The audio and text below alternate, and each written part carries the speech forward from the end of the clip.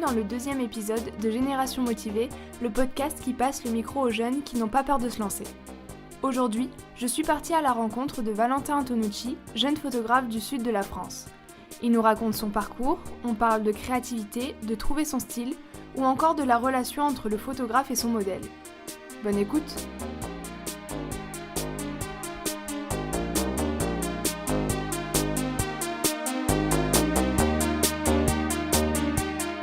Je suis Valentin Antonucci, j'ai 19 ans, je suis en école de web design communication à Aix-en-Provence. Je sors d'un bac pro production graphique à Marseille et je fais de la photo depuis à peu près 3 ans, depuis 2017, donc voilà.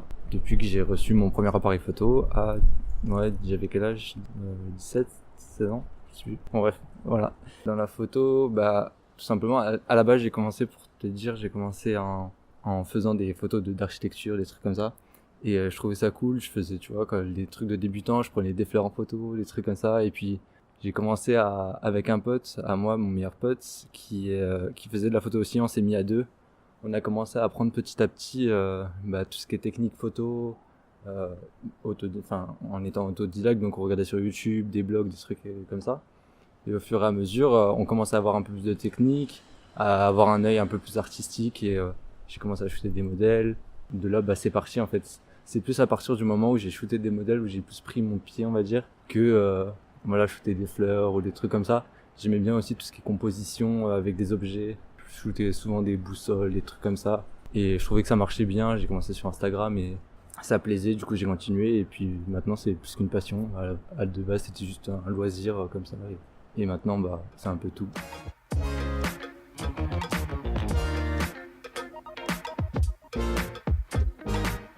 Trouver son style, c'est super compliqué. Enfin, pour moi, ça a été compliqué parce que je me nourrissais énormément de tout ce qui est tous les photographes autour de moi. J'ai commencé à côtoyer plusieurs personnes et tout, et ils m'ont beaucoup aidé pour trouver mon style. Après, aussi, ce qui m'a aidé, c'est être dans une branche de design. Du coup, niveau, je savais à peu près ce que j'aimais faire, ce que je voulais faire et tout. Ça vient petit à petit au fur et à mesure parce que c'est compliqué au début. On sait pas trop si c'est bien ce qu'on fait. Et on sait pas trop non plus si le style qu'on fait, ça va plaire aux autres. C'est surtout à nous plaire nous, surtout, mais faut que ça plaise aux autres aussi, parce que si ça plaît aux autres, ça plaît à nous, et si ça plaît à nous, ça plaît aux autres. La retouche, en fait, notre style, il vient avec ça, je trouve, et ça prend beaucoup de temps, et en même temps, faut le prendre le temps, parce que si tu bâcles ton travail, ça va être compliqué de trouver ton style. Du coup, faut que tu prennes le temps de retoucher correctement, d'apprendre les différentes techniques, de toujours avoir soif d'apprendre, on va dire, dans les retouches. Et voilà. Après, au niveau du temps que je passe en retouche, je passe environ, ça dépend pour une photo de mode, je peux passer 30 à 40 minutes sur une photo.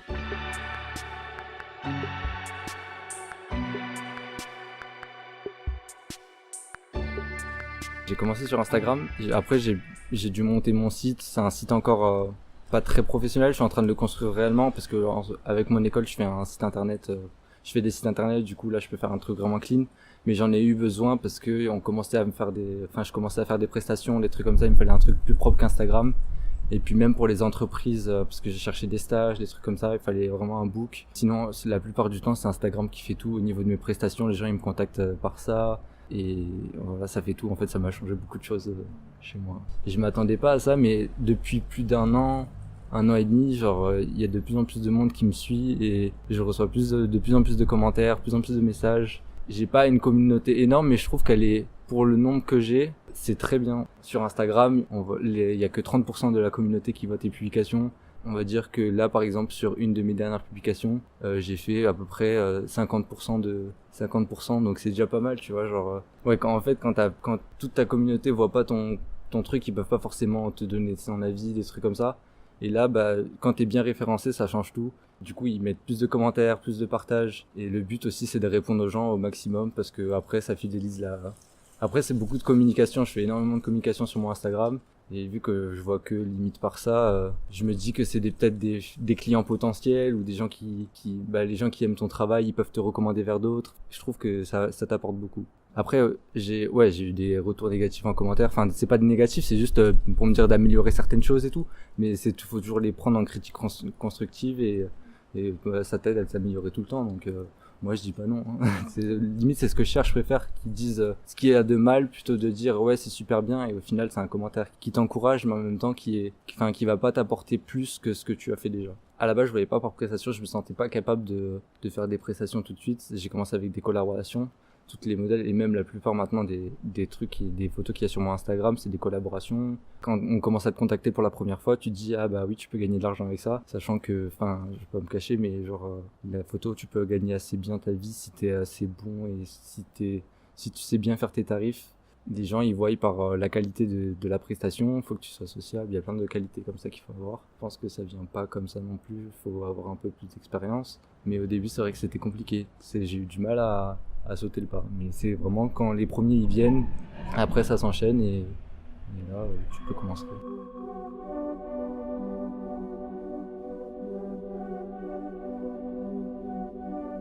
J'ai plein de styles de photos, c'est vrai que ça fait partie de mes critères qui me qualifient en fait, on va dire. Parce que je fais énormément de styles, je fais du portrait, de la mode, du festival. Je fais pas mal de festivals.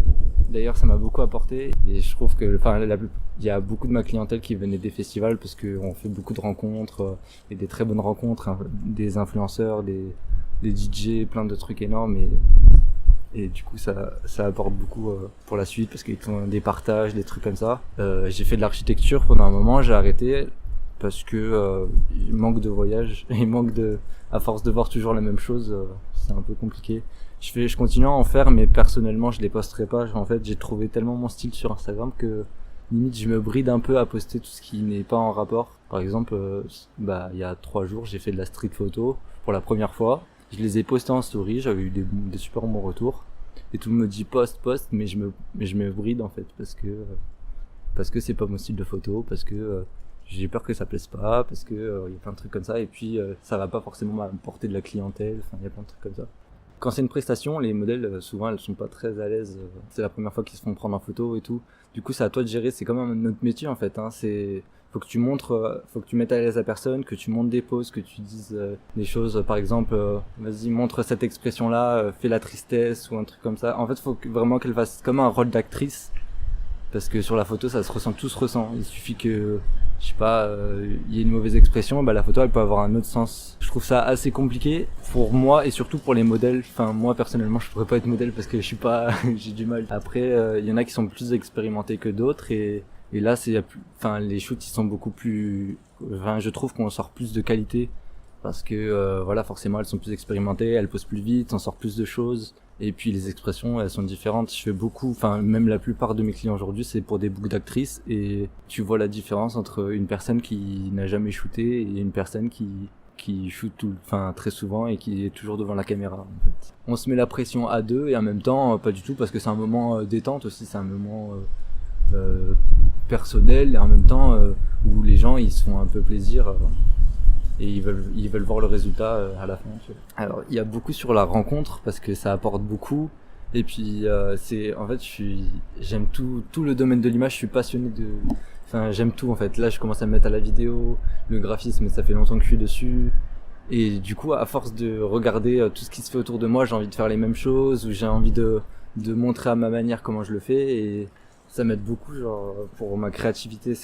En fait la créativité c'est super important mais c'est dur de l'avoir avant un shooting je trouve parce que quand tu arrives dans une séance il suffit que tu connaisses pas assez bien les lieux et ou sinon tu vois un spot qui est super cool et la créativité elle arrive tout de suite.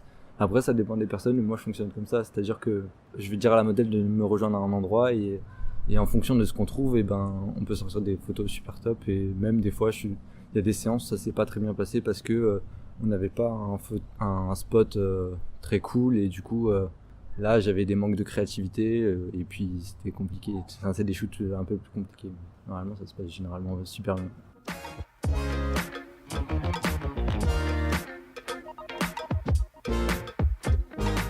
Sortir du lot, il y a plein de techniques, on va dire.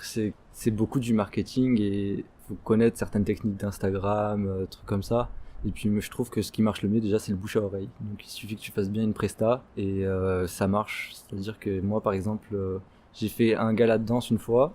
Ensuite la prof de danse elle m'a recommandé pour faire un anniversaire. L'anniversaire ça finit en mariage. Et du coup comme ça tu as des plus grosses prestations et là on me reprend pour le gala cette année.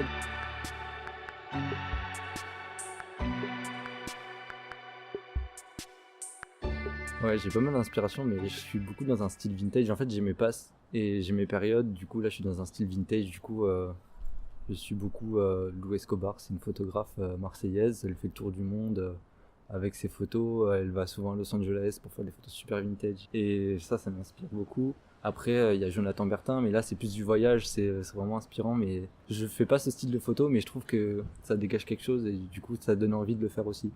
On me pose pratiquement tous les jours une question. Oui, est-ce que cet appareil photo est bien, qu'est-ce que je fais, comment je peux faire ça et tout. Faut savoir que vous pouvez prendre des belles photos avec votre iPhone. Donc le matériel fait pas tout. Ça fait quelque chose pour quand on devient plus professionnel, mais c'est pas la priorité, on va dire. Si vous avez une image en tête, faites-le avec votre iPhone et vous n'avez pas à investir je sais pas 500 1000 euros dans un appareil photo alors que vous savez pas les réglages. Le but c'est de commencer à apprendre les réglages et après vous achetez un appareil photo plus poussé. Hier on m'a dit oui j'aimerais bien prendre un appareil photo pour partir en voyage. J'y partais je crois au Costa Rica, un truc comme ça, et il me dit oui, qu'est-ce que je dois choisir comme objectif, des trucs comme ça. Pour moi c'est compliqué de conseiller des gens si ils connaissent pas un minimum la technique, on va dire, parce je vais parler de termes techniques pour choisir son matériel, mais si c'est pas de quoi je parle, c'est un peu compliqué. Je pense qu'au début il faut se former un minimum, hein. Il n'y a pas besoin de faire des cours, c'est juste vous regardez un petit peu sur YouTube, il y a beaucoup de choses qui se font, et après vous regardez, vous saurez comment choisir bien son matériel, des trucs comme ça. Meilleure expérience c'est le Delta Festival l'année dernière, c'était cool. Ça m'a fait beaucoup de contacts. Alors là, c'était bénévole. Et là, cette année, du coup, avec un artiste que maintenant qui commence à être, qui est connu, pas physiquement, mais ses musiques sont très connues. C'est SKD et il a fait des milliards de streams, des trucs comme ça. Et là, par exemple, il va me payer cette année pour le Delta Festival. Du coup, à partir du moment, quand tu as été bénévole, tu peux après être payé. Le Delta Festival, ils ont du mal à payer les gens, mais je trouve que ça te fait une bonne expérience. Il y en a beaucoup qui disent que ça a une mauvaise image de faire du bénévolat et tout. Mais quand t'es jeune et que tu débutes et que t'as pas forcément de book photo, je pense que ça peut beaucoup t'apporter. Et moi, ça m'a beaucoup apporté. Donc voilà. Projet futur, je voyage là bientôt. Je vais à New York dans quelques mois.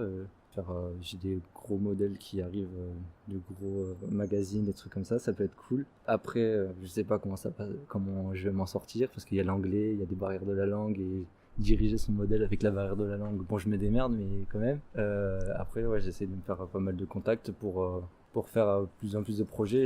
Là, en ce moment, j'ai vraiment une baisse de pas de créativité, mais manque de motivation pour shooter, parce que il y a toujours on va dire des problèmes au niveau d'administratif, c'est-à-dire que c'est compliqué de shooter. En gros, tu vas donner rendez-vous à une modèle, mais c'est compliqué avec mes études d'avoir des bonnes disponibilités. Je pars à 5h le matin et je rentre à 19h30, 20h, c'est compliqué, et du coup j'ai que le week-end. Et j'ai une vie privée aussi à côté, et du coup j'ai du mal à caler mes shootings, et c'est compliqué aussi pour les autres modèles s'ils sont étudiants et des trucs comme ça. Du coup c'est plus le niveau de créneau qui est un peu compliqué en ce moment, mais dès qu'on trouve un créneau, c'est cool, quoi. Moi en plus ça m'apporte de l'expérience, ça m'apporte du contenu, ça m'apporte plein de choses, et là par exemple je suis en manque de photos, mais là je fais tout pour essayer de trouver un bon shooting. Moi je démarche beaucoup des entreprises, par exemple des friperies, des trucs comme ça, pour faire des shoots à l'intérieur. Les musées pas encore, mais en fait je les démarche tout simplement par mail, et ils te disent oui ou non. Après c'est gratuit, hein. La plupart du temps c'est des collaborations, je les mets en avant, on va dire, sur les posts, même si j'ai pas forcément la capacité de mettre en avant quelqu'un, mais c'est le minimum que je peux faire.